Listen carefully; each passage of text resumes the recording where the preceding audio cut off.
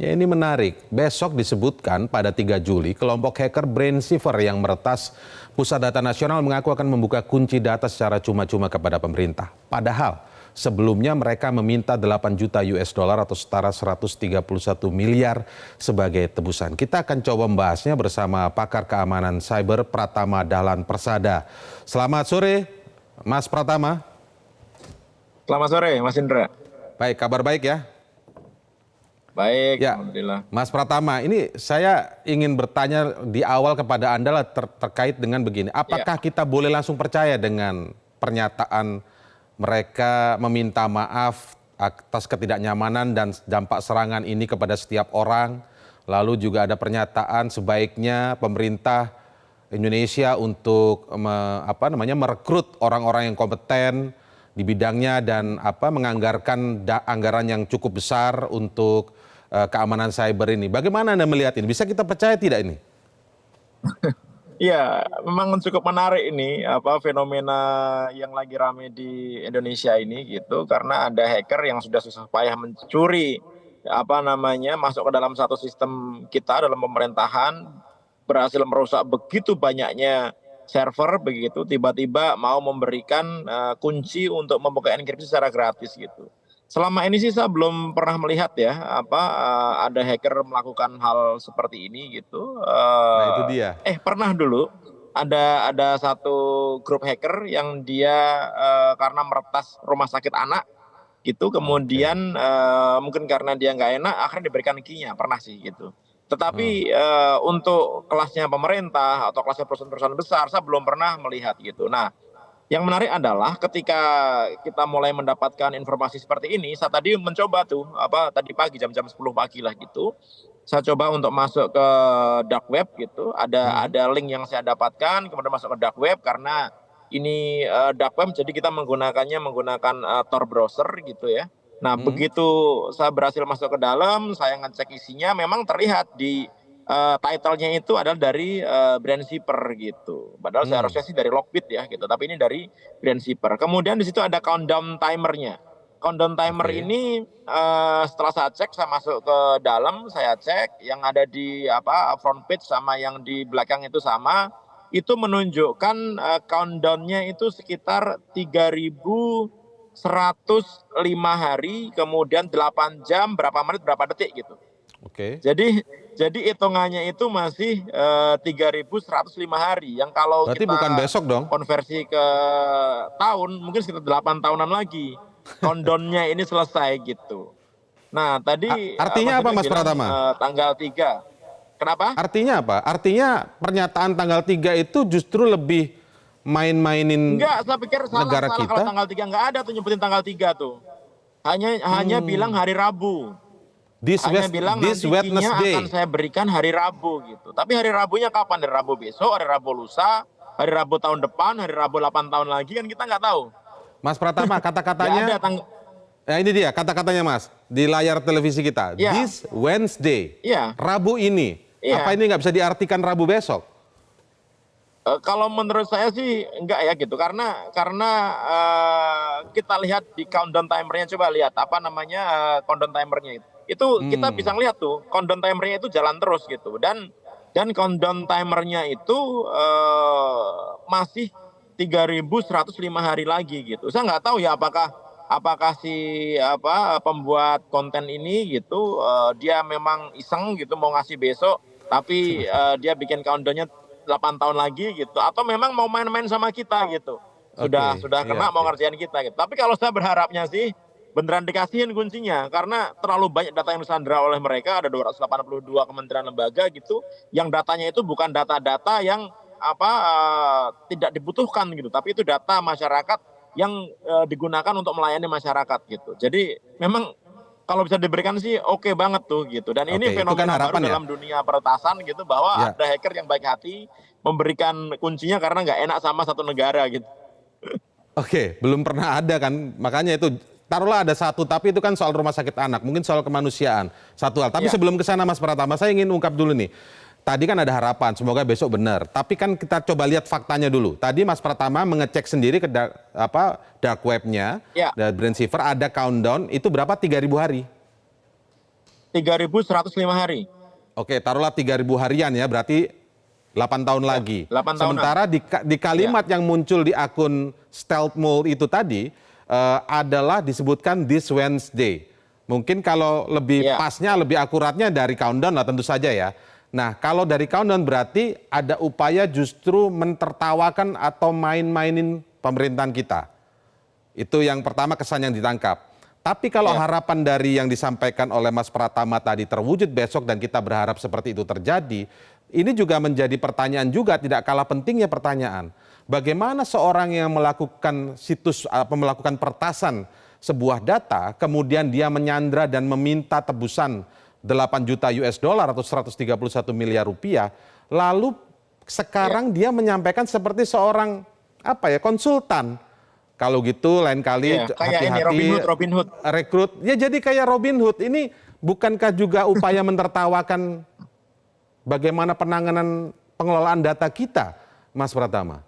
Iya, jadi gini Mas, perlu diketahui juga bahwa geng ransomware Lockbit ini dalam setiap operasinya dia itu bukan hanya melakukan penyandian data, bukan hanya melakukan ransom enkripsi data.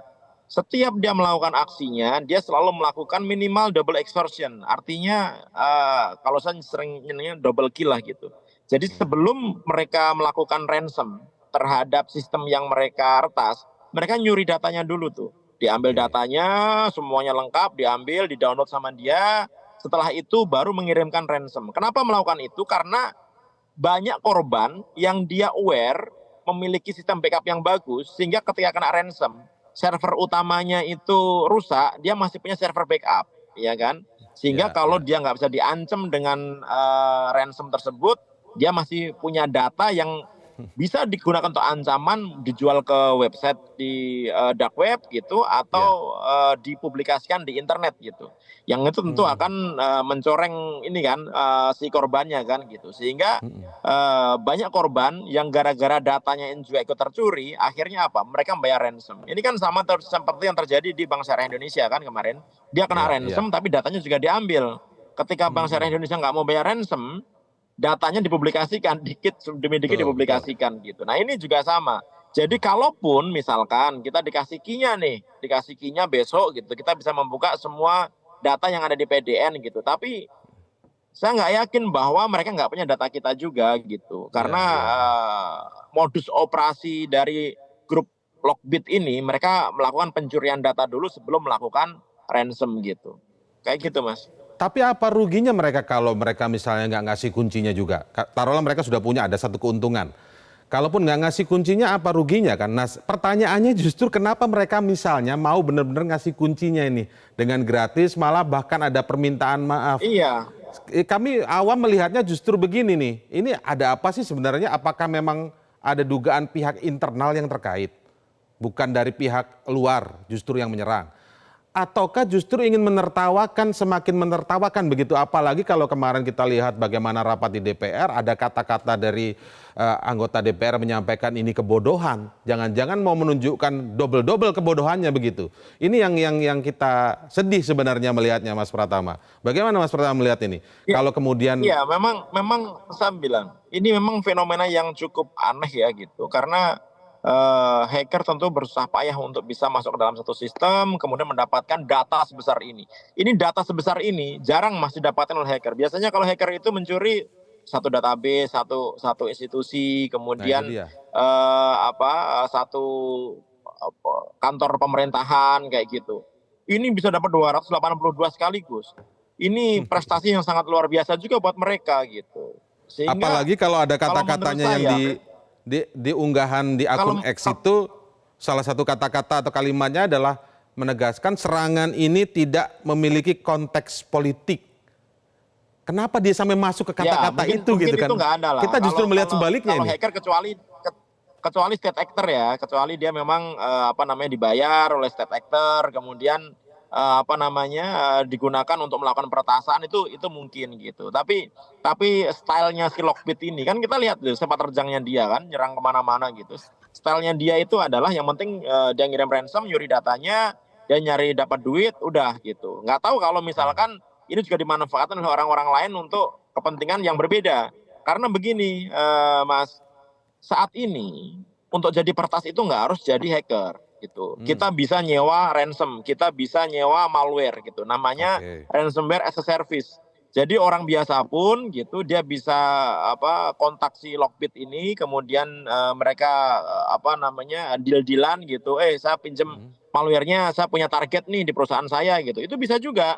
Pembagiannya 70% 30%. Jadi si penyewaan dapat 70%, kemudian si pemilik malwarenya ransomnya 30%. Jadi kalau dapat $1 juta, 700.000 buat si penyewa, 300.000 buat si pemilik malwarenya. Nah itu juga bisa dilakukan tuh. ya. Jadi motif dari penyerangan itu kadang-kadang juga mulai ambigu gitu. Karena ketika itu dilakukan oleh orang-orang yang punya kepentingan politik atau kepentingan lain Iya, untuk iya. bikin rusuh itu bisa juga gitu. Karena dampaknya sama ketika peretasan ini dilakukan oleh si hacker benerannya atau hacker yang nyewa tools dari si hacker Hmm. beneran ini. Gitu Mas Mas Andre. Pratama, saya ingin tanya penting ini, begini. Tadi kan kita Ya, berpikir kok bisa ada hacker kayak gini, nggak lazim lah ya intinya ya, nggak lazim dan kok jadi kayak ya, terkesan tanda kutip Robin Hood. Tapi mungkinkah begini Mas Pratama, mungkin Anda ada di komunitas apa namanya IT dan lain sebagainya, ya. cyber, keamanan cyber, Anda sudah banyak mendengar. Jadi jangan-jangan mungkin ini sudah dibayar tuntutannya, tapi supaya tidak kehilangan muka, seolah-olah hackernya mau ngasih gratis. Mungkin nggak ini kira-kira Mas Pratama? Ya bisa aja.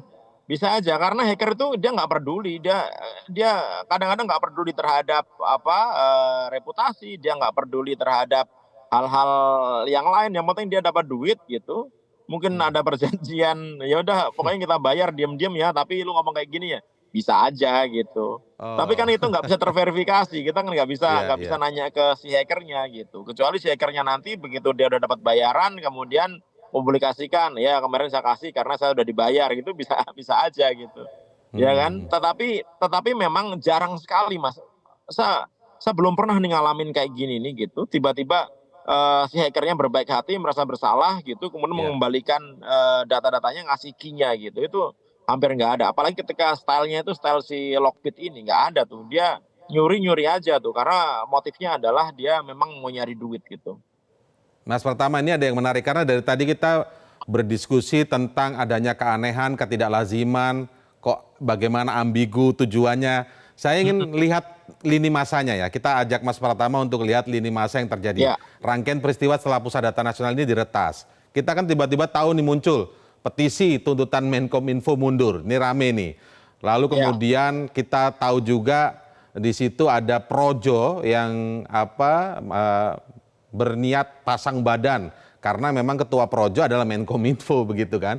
Projo akan pasang badan dan Iya. bahkan ada narasi yang disampaikan oleh projo bahwa sebenarnya pihak yang memainkan isu ini adalah pihak-pihak yang sakit hati akibat Pilpres kemarin. Kurang lebih artinya yang kalah Pilpres kemarin begitu. Disampaikan ini mulai agak melebar. Lalu tidak lama kemudian ada panggilan dari Presiden Joko Widodo untuk rapat terbatas di istana. Menkominfo dipanggil, BSSN dipanggil dan lain sebagainya. Kemudian usai rapatnya wartawan nggak ada yang tahu pada kemana itu, lewat pintu yang lain lah disebutnya begitu ya, tidak lewat dan akan memberikan konvers.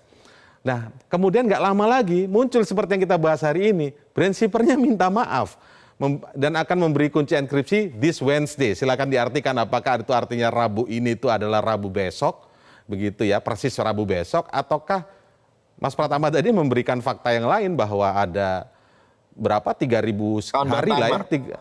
iya 3.000 hari. Nah ini bagaimana Mas Ahmad melihat Ya lini masa yang seperti kalau ini? kalau memang benar apa yang disampaikan gitu habis rapat dengan presiden tiba-tiba brand shippernya insaf gitu, berarti emang sakti Indonesia nih gitu. Bisa Hmm. bisa membuat hacker-hacker harus hati-hati sama Indonesia nih, kita sakti nih gitu. Tapi tapi ya mohon maaf ya gitu. Selama selama Ya. ini sih saya belum pernah mengalami gitu, melihat gitu Hmm. ada hacker sekelas Lockbit dan teman-temannya ini gitu. Dia Ya. dia tiba-tiba mengurungkan niatnya gitu, Hmm. mengembalikan key, mengembalikan data kalaupun ada gitu kepada Hmm. korbannya begitu. Nah, Hmm. ketika dibilang bahwa jangan-jangan memang ini dibayar gitu. Ya kalau kita lihat 8 juta sih murah lah gitu.